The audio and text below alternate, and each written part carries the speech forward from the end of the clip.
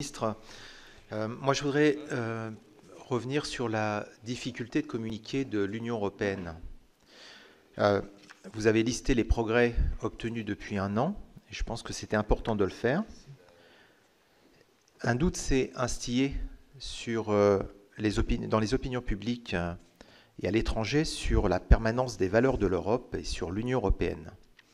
Ces critiques, comme ce doute, sont puissamment relayées et entretenues par des médias comme Russia Today et les usines de trolls russes qui, à chaque occasion, adressent des centaines de milliers de messages sur les réseaux sociaux.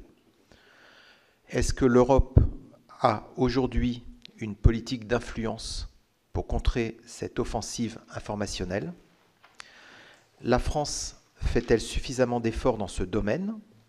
Au moment où on parle de réformer l'audiovisuel public, parle-t-on d'un renforcement des moyens de France 24, par exemple, et de RFI, dont vous assurez la tutelle avec le ministère de la Culture, à l'heure où la Chine, la Russie, la Turquie, le Qatar et bien d'autres, y compris des groupes terroristes, investissent les médias?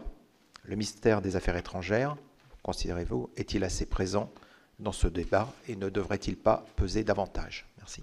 Merci.